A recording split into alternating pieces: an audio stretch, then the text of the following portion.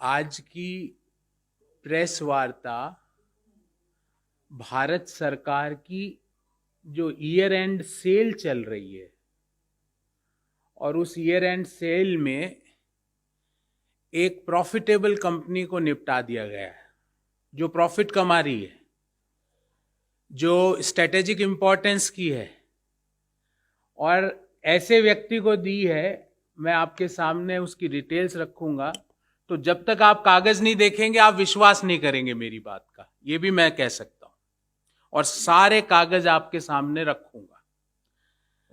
Company का नाम है CEL, central electronics limited.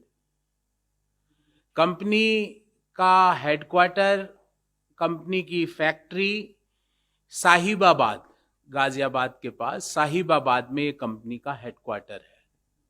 Company की 1974 में इनकॉर्पोरेट होती है, 1974 में ये कंपनी का इनकॉर्पोरेशन होता है और ये कंपनी भारत सरकार के ministry of science and technology के अंतर्गत 100% इसकी होल्डिंग भारत सरकार के पास है। कोई प्राइवेट एंटिटी के पास इस कंपनी का एक भी शेयर नहीं है। इस कंपनी को आज से 30 दिन पहले 29 नवंबर को, एग्जैक्ट डेट भी मैच हो रही है, 29 नवंबर को इस टोटल 100% इक्विटी को 210 करोड़ में दे दिया गया।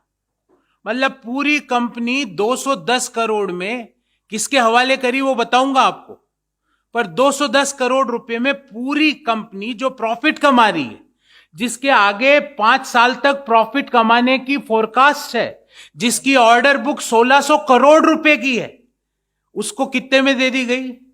210 करोड़ में। ध्यान रहे साथियों, इस कंपनी की रिजर्व प्राइस सरकार ने निश्चित करी 194 करोड़। ये प्राइसेस ध्यान रखना, 210, 194। अब आते हैं, इस कंपनी के पास टोटल जमीन है, और ये मैं कंपनी का जो बिड डॉक्यूमेंट है उससे ही लाया हूं। कंपनी के पास टोटल जमीन है 2,02,018 square metre. 2,02,018 square metre total जमीन है, और ये यूपी सरकार की सर्किल रेट आपके सामने रख रहा हूं। सिर्फ अभी जमीन की बात करूंगा। यूपी सरकार की ये सर्किल रेट का नोटिफिकेशन है, UP state industrial development corporation. उसमें कहा गया कि सर्किल रेट है 21,803 प्रति वर्ग मीटर, 21,803 पर स्क्वायर मीटर। जमीन थी 2,02,018 स्क्वायर मीटर और सर्किल रेट 21,803। सिर्फ सर्किल रेट मान रहा हूं, उसके ऊपर कोई प्रीमियम नहीं। मतलब सिर्फ जमीन इस कंपनी की हो गई 440 करोड़ रुपए की, और कंपनी कितने में निपटाई?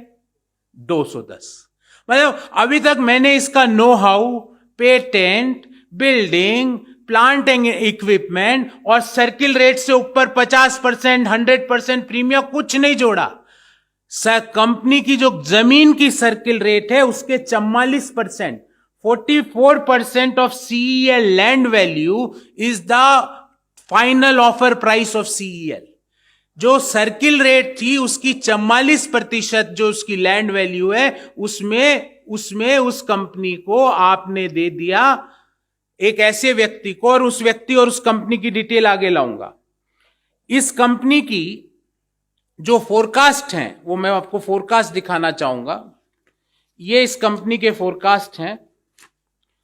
ये इस अभी मौजूदा समय में इस कंपनी के पास पेंडिंग ऑर्डर है 1592 करोड़ के, 1592 करोड़ के पेंडिंग ऑर्डर है अभी राइट नाउ, क्योंकि ये कंपनी स्ट्रेटेजिक इंपॉर्टेंस की चीजें बनाती है। डिफेंस में जो डायनेमाइट में जो वो प्लग लगता है वो ये कंपनी बनाती है। ये कंपनी भारत सरकार के डिफेंस सेक्टर को सप्लाई करती है, उनकी नो हाउ को सप्लाई करती है, उनके लिए नए नए पेटेंट्स करवाती है, उनके लिए नए नए डिस्कवरीज करती है। उस कंपनी के पास 1592 करोड़ का ऑर्डर बुक है, और जो पिछली ग्रॉस प्रॉफिट है उसके अनुसार इस 1592 में 730 करोड़ रुपए आपको ग्रॉस प्रॉफिट होगा। ये मैं नहीं कह रहा हूं, ये उसी की कंपनी की डिटेल्स कह रही है। उसको आपने कितने में दे दी? 210 करोड़। अब देखिए किसको दी, ये बात महत्वपूर्ण है। एक ऐसी कंपनी को दी जिसका नाम है Nandal finance and leasing private limited. अब इस नंदल की कहानी सुनिए। इसके पास फाइनेंशियल ईयर 2020 में 10 से कम एम्प्लॉय थे, लेस देन 10 एम्प्लॉयज। बात यहीं खत्म नहीं हुई। इसके पास इसकी 99.96% इस कंपनी की नंदल लीजिंग एंड फाइनेंस की 99.96% इक्विटी एक इंटीरियर डेकोरेटिव और फर्नीचर कंपनी के पास है। आपने एक ऐसी कंपनी जिसकी 99.96% इक्विटी फर्नीचर और इंटीरियर्स के पास है, उसको आपने स्ट्रेटेजिक इंपॉर्टेंस की कंपनी दे दी। उस कंपनी का यही नहीं रुका, और ये बड़ा चौंकाने वाला तथ्य आपके सामने रख रहा हूं। ये है नंदल फाइनेंस और NCLAT national company law appellate tribunal में इस नंदल फाइनेंस का लिक्विडेशन का केस पेंडिंग है। इससे ज्यादा हैरत अंगेज कारनामे क्या हो सकते हैं कि जिस कंपनी के लिक्विडेशन का केस रजिस्ट्रार ऑफ कंपनी उसको PMLA का दोषी मान के उसको लिक्विडेशन का केस चला रही है, उस कंपनी को आपने भारत सरकार की कंपनी जिसकी लैंड की जो अगर सर्किल रेट है उसके 44% 210 करोड़ रुपए में दे दी। क्यों भाई, ये नंदल से आपका ऐसा क्या रिश्ता है? जिस कंपनी के पास कोई अनुभव नहीं है, 10 से कम एम्प्लॉइज है, ये डिटेल मैं आपको दे रहा हूं यहां से, इसकी जो बैलेंस शीट है उससे मैं पढ़ के सुनाता हूं। There is less than 10 employees and none of them have rendered 5 years of continuous service. ये मैं नहीं कह रहा, ये डिटेल यहां लिखी हुई है। ये नंदल फाइनेंस की हकीकत है फॉर फाइनेंशियल ईयर 1920 कि एक भी आदमी उसका ऐसा नहीं है एम्प्लॉय जिसने 5 साल नौकरी करी। और इसी कंपनी को आगे अगर हम बढ़ाएं तो इस कंपनी का नंदल फाइनेंस का 99.96% इक्विटी है एक फर्नीचर कंपनी के पास। उसको आपने कौन सी कंपनी दी? जो डिफेंस के लिए नो हाउ है, जो इक्विपमेंट बनाती है, जो इलेक्ट्रॉनिक्स की कंपनी है, जो एक प्रॉफिट मेकिंग कंपनी है, जिसने मौजूदा वित्तीय वर्ष में प्रॉफिट कमाया, जिसके पास 1592 करोड़ की ऑर्डर बुक है, उसको आपने 210 करोड़ में इस नंदल को दे दी। अभी यहां कहानी खत्म नहीं हुई है, अभी तो एक और इसमें इश्यू है। ये जो इसकी बिडिंग हुई इस CEL को बेचने की, तो 2 लोगों ने बिड करी। हम और आप भारत सरकार में अगर ये पेन भी खरीदना होता है तो मिनिमम 3 बिड की आवश्यकता होती है। 2 लोगों ने बिड करी और वो दोनों भी मिले हुए। एक दूसरे सज्जन ने बिड करी, उनका नाम है, जो दूसरी जो बिडिंग हुई उसका नाम है मैसर्स JPM इंडस्ट्रीज। और अब देखिए नंदल और JPM कैसे मिले हुए हैं, ये डाटा लेके आया हूं।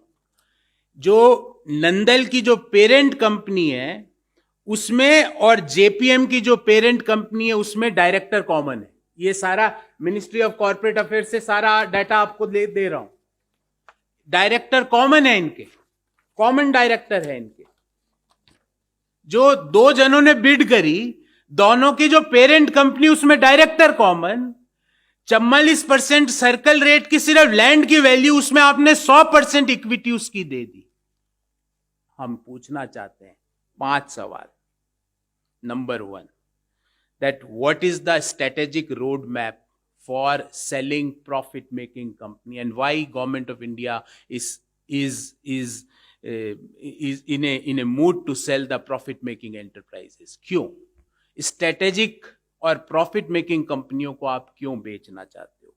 हमारा दूसरा सवाल है कि जब कोई नेशनल इंटरेस्ट में कोई कंपनी काम कर रही है, क्योंकि CEL क्या बनाती है, मैं आपको थोड़ा सा विवरण देना चाहता हूं।